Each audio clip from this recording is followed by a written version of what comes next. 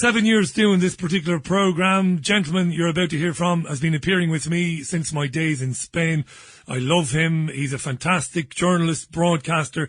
He's a historian, and he's an author, and he's a very good author too. Welcome back to the programme. Bristol's finest. It is the one and only Tony Gosling. Welcome back, T.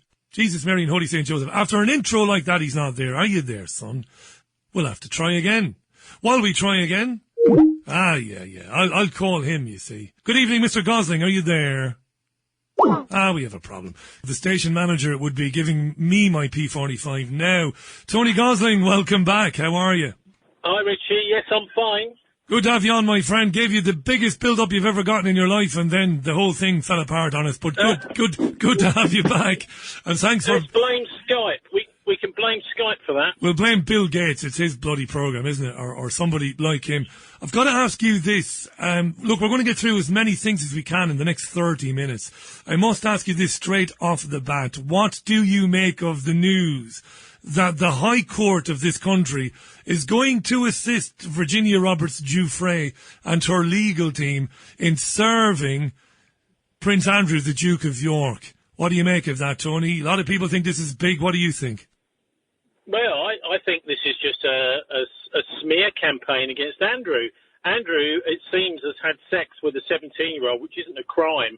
And nowadays, it looks like, the whole media is in as one with the judicial system in just attacking Andrew, just like they've attacked Julian Assange. Prince Andrew is not really a criminal. He's a very dim guy, but he's in a powerful position, being a daughter of the Queen, and the idea is to just smear him and get him out of the way. She was underage. She was underage when she alleges they had sex, meaning that if he did have sex with her when she was underage, he did commit a crime.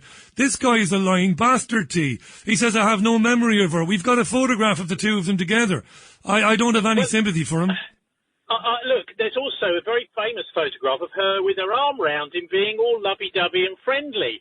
It's exactly like Assange. You had the same thing with the smears against Assange over in Sweden, with the woman at the time who apparently he'd raped, tweeting, I just had a night with the coolest guy on the planet, So I think I'm not one that goes with the flow. I look at the evidence, and the evidence is that Andrew is just being smeared. They want him out of the way. They want, exactly as has happened to Harry, but in a different way. These people are being cleared out of the way because we're getting to the point where the Queen may die, the royal succession, and Charles wants everybody who might speak up in public against him to be smeared and have their characters assassinated. Let's come back to that. Hang on. Let me jump in. I think you're right. Yeah, he's a liar. We saw the Emily Maitlis interview. He also consorted with a known paedophile. His sympathies lay with a pedophile in Jeffrey Epstein. This is a dark character here now, this guy. I'm not saying he's an especially important guy, but he's a lying bastard. Yeah. The Emily Maitlis interview was a disgrace. He definitely met Virginia Roberts-Giuffre. He is important. He is important because he's a son of the Queen, and he's somebody who would have a say over, certainly in public, about whether Charles is suitable to take over or not. But look, the guy's dim. The Emily Maitlis, I would say it's just basically a honey trap. Very simple honey trap. That's what's happened. He's not a paedophile, although he gets accused of being so. We don't know that. We don't know he's not a paedophile. We don't know, Tony. This is why these people want to speak with him. We don't know if anybody is, do we? No. But the evidence is of Virginia Roberts and him. It's nothing to do with paedophilia. This is a young girl within the age of consent having sex with Prince Andrew. And the attempt here is to just character assassinate the guy. Personally, I don't think there's much point because he's incredibly dim. He's trying to lie his way out of it, but he's fallen straight into a honey trap, man trap. Let's go back to what you said about the future King of England, who many of my listeners and your followers and supporters, which are legion, my friend. You're one of over the 7 years I've done this, you are one of the most requested guests. I can't think why. You're such a curmudgeonly bollocks at the back of it all. But tell me this. most people believe that this guy Charles is darkly sinister, and he's got a lot to do with the what some people call the New World Order agenda. Is that what you're hinting at? That this right? Definitely. Okay, 100%. He is the main man behind the whole climate stuff, and he has been ever since the Rio Earth Summit. So if you have a look at these the events that go on with the climate, also with the pro-Zionist, the propping up the Zionist myth, this idea that, we've got to get all these Jewish people together and God is on their side and they can do no wrong, however many Palestinians they kill. Charles is absolutely at the centre of all that stuff. Not only that, his wife was murdered. I don't think we can say that he did it, but he certainly would have given a nod and a wink to make sure it took place, because he hated the fact that the public and the press actually loved her far more than him. You know, it's the last thing that somebody that he like he wants. So the other thing is, I interview every once in a while, maybe once a year, this guy Tim Cohen in the States. Yeah, you do. Yeah. And Tim has done a book called The Antichrist and a Cup of Tea. The reason I give him credibility is because he has pinned down about 7 or 8 different biblical references that say that Prince Charles is the man of perdition, you know. And it's not for me to decide, but if someone is actually saying the Bible says this, and he's linking up various verses right across the Bible, particularly to do with Prince Charles's name, the number calculating to the 666, his heraldic badge, which has also got all these symbols on it that are actually there in the book of Revelation, I think it's interesting because, it is. You know, obviously the Brits have got an important part in the world, and the idea that, you know, Charles, as everybody knows, is not a Christian. He's going to be overturning the Christian religion. He couldn't possibly be the head of the Church of England because he doesn't believe in any of it. Where's the evidence? Hang on, my great friend. Where's the evidence that this guy wants to overturn the Christian religion? I've never heard him say anything like that. Well, he wants a new religion which is based on all religions. So he said he's the defender of faiths, not the defender of the faith. So he couldn't possibly be the head of the Church of England. So he's, you know, I don't think it's possible for him to have, for example, a Christian coronation. How could he be when he's made it clear that he's not a Christian? Anyway, so, you know, there's all sorts of reasons why. I mean, I'm particularly through all the Diana stuff I've been researching over the years.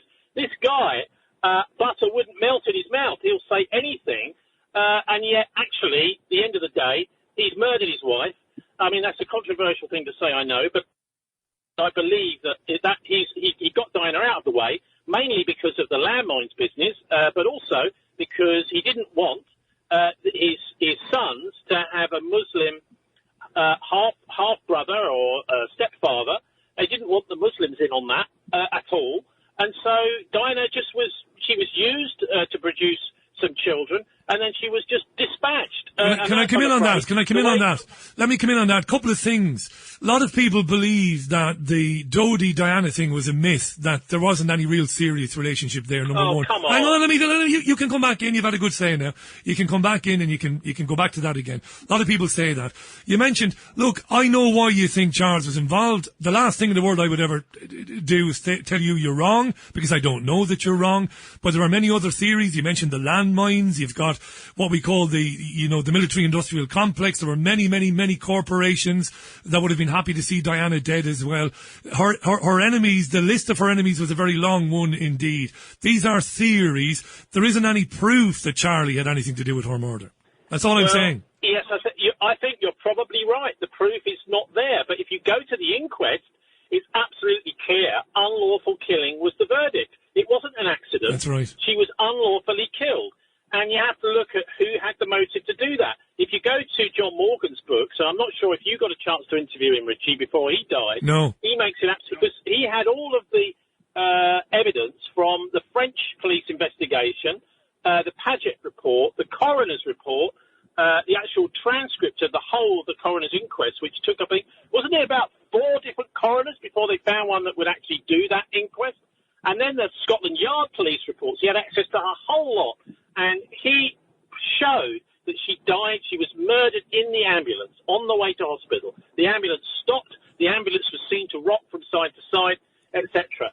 I don't think that... She might have been suffocated. The other thing, important thing to note about this, a Bilderberger, Gerard Cowper-Coles, it's spelled Cooper-Coles, but it's pronounced Cowper-Coles. He was brought over to take over the MI6 Paris station, the France station, just a few weeks before the Diana assassination. And it's almost certain that, he was brought over to do that job. He then went on to become, I think it was one of the directors of HSBC. He was brought into BAE Systems as well. So, they brought someone over, just a dispatcher. They used the secret state, which Charles, by the way, I mean, this is something I discovered recently. I didn't know from the testimony from the two director generals of the BBC that he had been using the security services, MI5 and GCHQ, to spy on Diana right through their breakup in order to make sure he stayed one step ahead during the divorce proceedings, which is just a complete abuse of power. Outrageous, yeah, absolutely. Look, I have one more thing to say about Andrew. And you can come back on it, and then I want to talk about Shamima Begum, because this is very interesting stuff. And fair play to you. That article you did a couple of years ago on her situation, absolutely bang on the money. We'll talk about that in a moment. Look, we know that this guy Andrew was hanging out with Epstein at a time when Epstein was abusing underage girls. I think you're giving him, I'm talking about Paedophile Island now, I think you're giving Andrew a pass there, to be honest. And I'm surprised at you. Well, I'm not criticising you for it. I'm surprised that you're giving him a pass.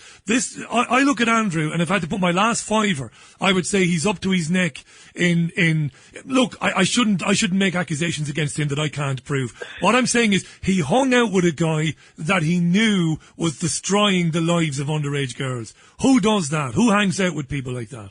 Back to you. Well, someone that's entrapped, and I think that's quite clear. He was entrapped.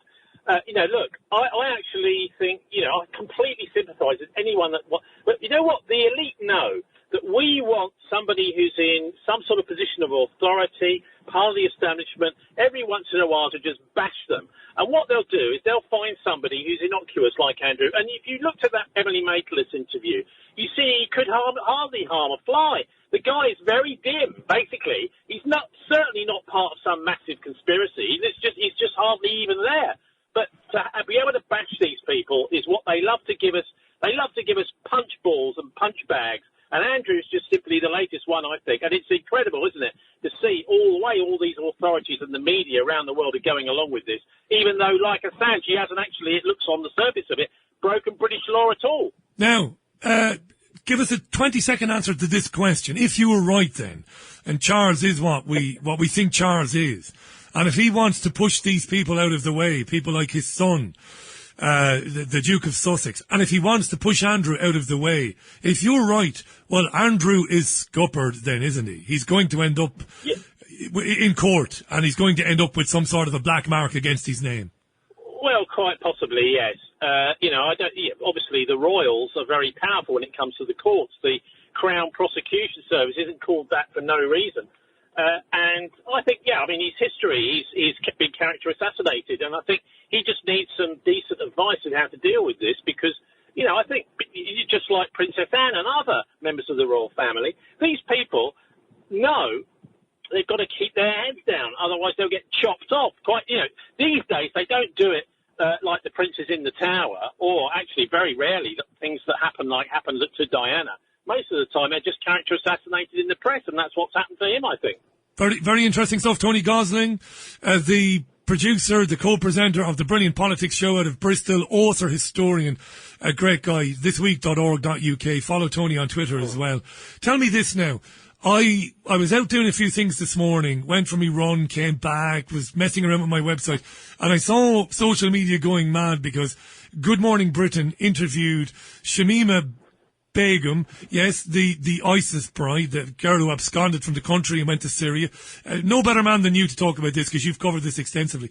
And she was on there and she looked very innocent, lovely long hair, and I'm sorry and I want to come back. For listeners who don't know, when Sajid Javid was the Home Secretary, he said she'll never be allowed back into the country. She wants to come back to help fight terrorism in the UK and the prevent strategy and all of that stuff. Give us the reality, Tony. What's going on here? Okay, well, this was an amazing little coincidence that happened whilst we were live on air. Martin Summers and I discussing, this is about 3 years ago, this woman, Shamima Begum, because she'd come up in a Turkish article, which I think had only been published in one or two articles anywhere in English, saying that this woman, Shamima Begum, they had found in Turkey a Canadian intelligence officer who'd been arrested for recruiting her and her two friends from Bethnal Green on Facebook and getting them flown over to Istanbul and then escorting them through the country to southern Turkey to join ISIS. And then I suddenly realised, well, hang on a minute, this is the same girl, Shamima Begum, schoolgirl, who we'd seen stories of a few months previously, has disappeared and believed abducted to join ISIS. We were just putting two and two together, really, from a UK, I think it was Evening Standard article about the London schoolgirls to making, hang on a minute, these are the same kids that turned up in Turkey and that this guy's now been arrested. So, of course, all the information published in Turkey about who this person was, and I don't think actually, by the way, the police that arrested this guy did very well, because then I think I'm not absolutely sure about the details of this, Richie, but I think they were sanctioned and told to shut up. But the thing is, the story had got out. So what happened with Shamima and her two schoolgirl friends in Bethnal Green was they were recruited on Facebook by this Canadian intelligence officer. Well, he wasn't an officer, he was an agent. And the reason that the way that they get people to do things like this is the Canadians had offered this guy, this agent, this recruiter, a Canadian passport. And obviously they were paying him plus expenses for anyone that he could recruit. And so this is the real sting in the tail of the Shamima Begum story, is that she fell for a Western intelligence recruitment effort that was being done via Facebook. And this, I think, is the most important aspect. Now, the Turkish police actually got this guy's laptop, and there's a whole report on what they found on the laptop, which was that there were hundreds of kids from around the world, quite a lot from the UK, that this guy and his friend had been recruiting, and they had photographs and all the records in Turkey of them. You did a brilliant job on this. I'm going to share, if I can find a way to share the article, I might put it on my website later on. You dissected this. What was this Canadian secret agent doing this for? What was the purpose of recruiting all of these children from around the world? Why was he taking them to Syria?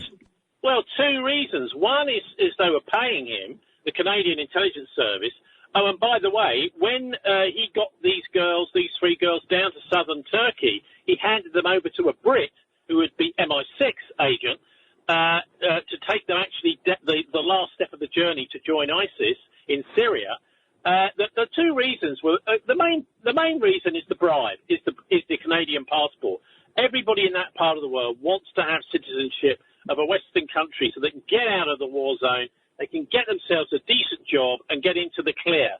That's the main way they recruit these people. And secondly, of course, the guy's being paid a reasonably handsome sum for every single kid he can recruit. But, of course, the key to all this is that ISIS is nothing to do with Islam or Iran or anything like that. It's just the Western powers doing what they've been doing ever since the 1980s in Afghanistan under Operation Cyclone, which is running Islamist terrorism. You know, they take the money from Saudi Arabia too, and this whole kind of fake version of Islam where you've got to pick up a gun and, start, a bit like the Puritans in the English Civil War, which you Irish found, were a bit of a pain in the backside. Yeah. That's exactly what's going on with these radical Islamists, all run from Western intelligence, paid for, by the way, through as Scott, I can't remember his second name, the former psychological warfare officer in the US discovered, through Union Bank of Switzerland. That's where they're being paid through. Why doesn't Begum speak about this then? Given the opportunity to speak live on breakfast television this morning to a fairly sizable audience, why doesn't Begum say, hey guys, you know what's going on here? Go on. Well, she wants her British citizenship back. Maybe once she gets back here, and of course this is why they don't want her back here, is she can start talking about this stuff. But at the moment, they're blocking her citizenship. They're saying, oh, no, we can't have her back in the UK. And she realises, I think, that she's got to put some pressure on to get her citizenship back. Then maybe we'll hear about this. But she may not know who recruited her. She's probably read this article. In fact, I remember years ago when there was that poor Muslim elderly guy was killed in Birmingham on his way to the mosque by a load of right-wing nutcases. And I think the guy was brought over from Poland, or was it Ukraine, and he was a far-right nutcase. I did an article about that for the Russia Today when I had a column on there a few years ago, and I got contacted by his daughter and saying, Tony, you have done by far the best article on what happened to my dad. And that was amazing. I was really appreciating that coming from his daughter, the guy who was murdered in Birmingham. So a lot of this stuff stays under the radar. If you know exactly what you're looking for, you might find it. But the mainstream press just, as usual, turn a total blind eye to the facts. Yeah, I mean, you only have to look at what went on in Manchester. You know, this guy Abedi.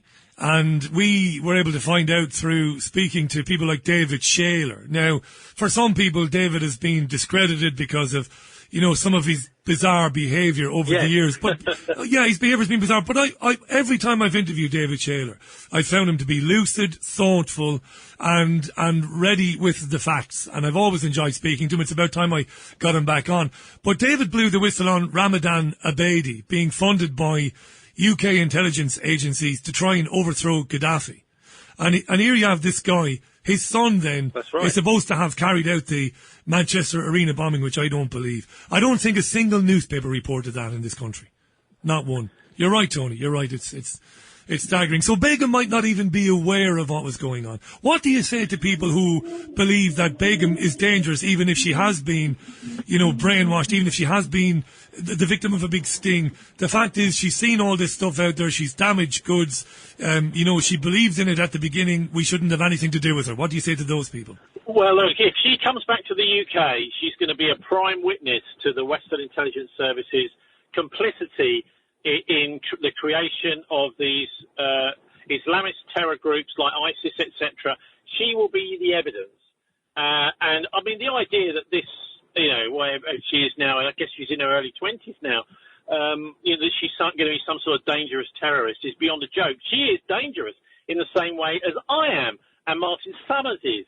And you are, because we're pointing out that Islamist terrorism, let me get that right, is largely a creation of the West and Saudi Arabian funding. Yes, it is. You know, that it's actually a fake, rather like the attempt to smear the Jews in the run-up to the Second World War. Yeah. So that's, I think, what's going on with those guys.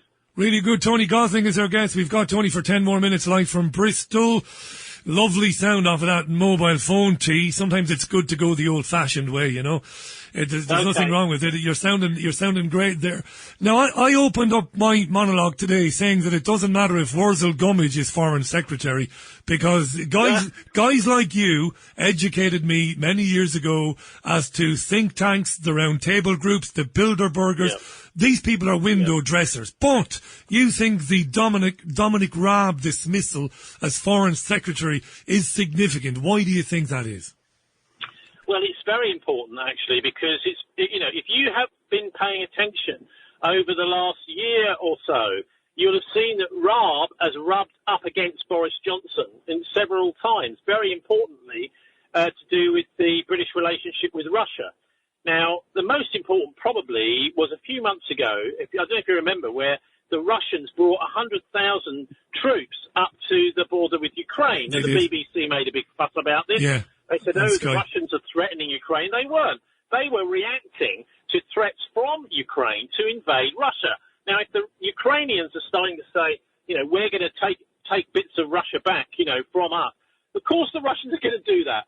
And so it was, you know, as the BBC usually do, and the rest of them, is they omit to talk about the reasons. You know, they did the same with the strikes. They talk about the results of the strike, but they'd never mentioned the reasons for the strike in the first place. This is the way the treacherous mainstream press lie to us.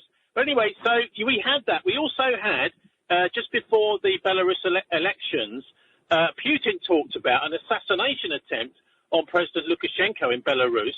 Then we had also the Crimea incident, which was more recently with HMS Defender, the British destroyer, going into Crimean waters and basically challenging the referendum where 95% of the population of Crimea said we're not interested in being part of Kiev and Ukraine. Of course, they're all Russian speakers, and the Ukrainian government had said we're going to ban Russian. So it's hardly surprising that the Crimeans decided to split with Kiev.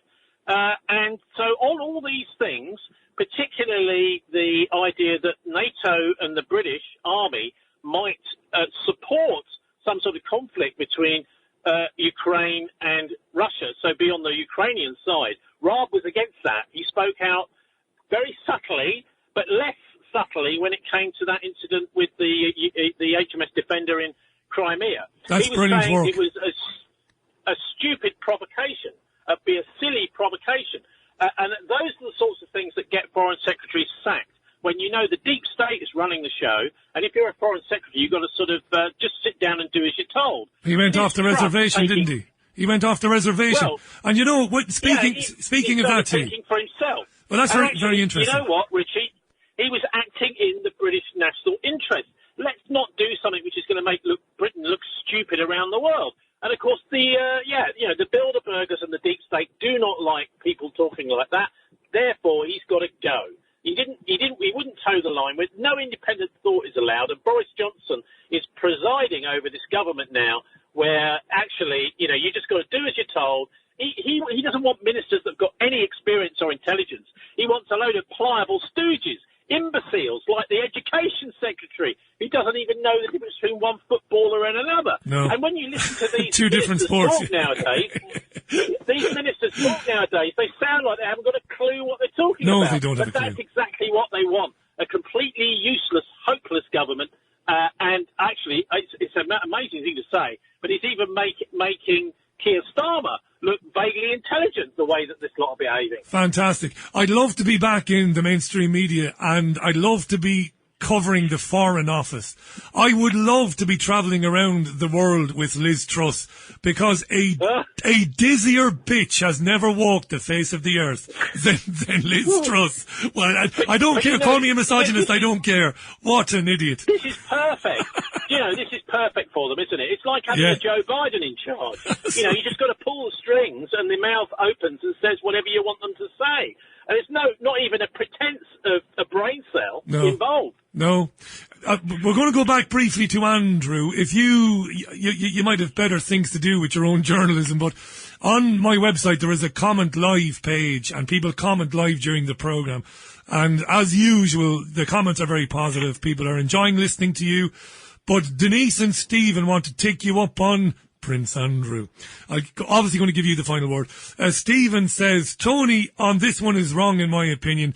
Charles hangs around Savile, Britain's worst pedo, while Andrew has Epstein, America's worst. There's no smoke without fire. These people are filth through and through, says Stephen.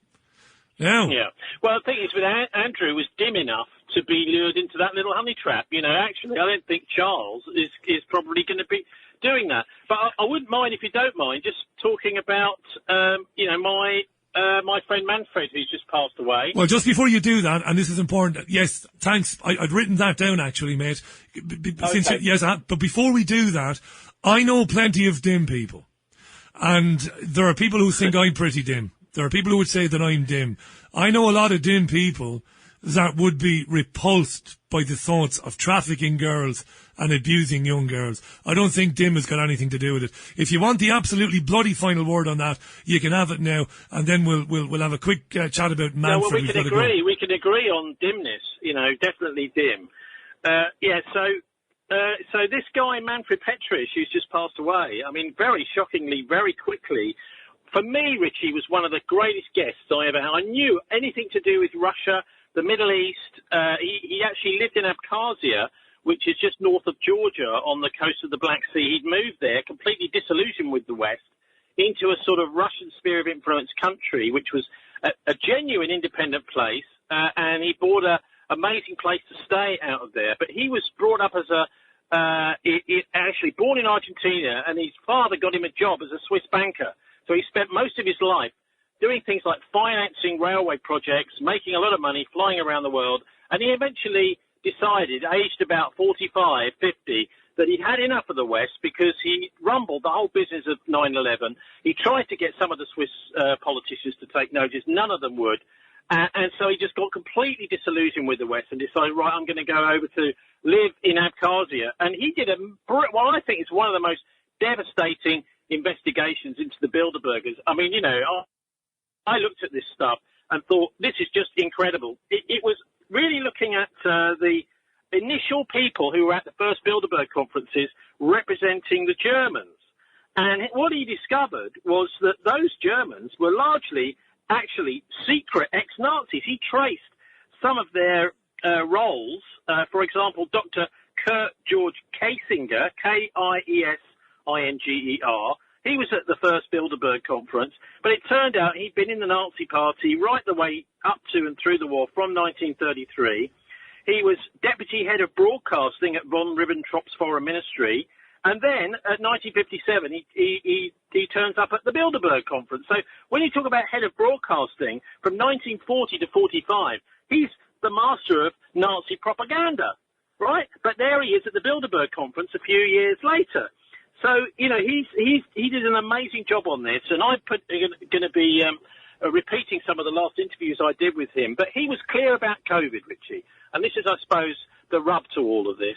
He talked about it as the Bilderbergers' work, and various of us have been tracking down the links of all the key people around the world involved in the implementation of the lockdowns and, for example, the blocking of the perfectly good treatment for COVID patients. And there are over 50 of them that Wikispooks has compiled a whole list on there on the Bilderberg 2021 page. Over 50 of these people around the world are participants over the last decade or so in those Bilderberg conferences. So he's right. He was right. Manfred was right. This is a Bilderberg operation. But the other thing he said, Richie, is it's a global fascist coup. And he linked all of this back to the plans from the Nazis after World War II to use economy and control of the media to bring about a Fourth Reich.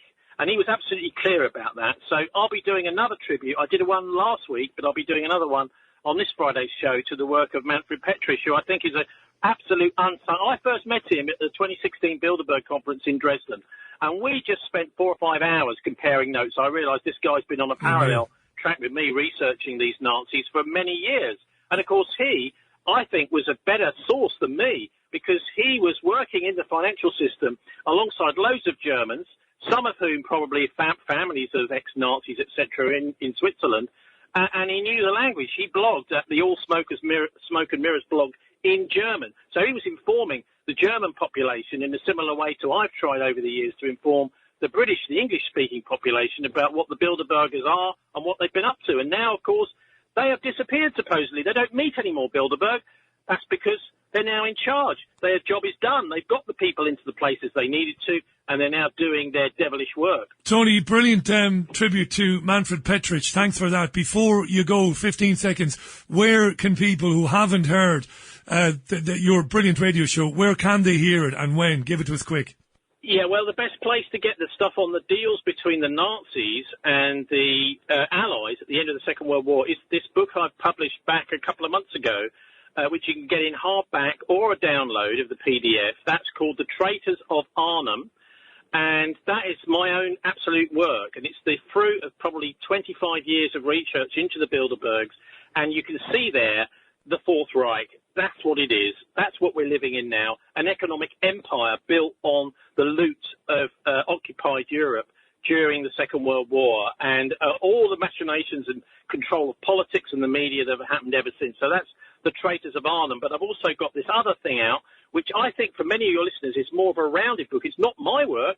It's an anthology of a whole load of other, it's basically ever since the English Civil War and Cromwell, remember him, it's a load of extracts of secret government, basically the parallel government, what it's been up to for the last 350 years. So that is a longer book. So the first one, The Traitors of Arnhem, is 15 quid, and the second one is called The Siege of Heaven Reader.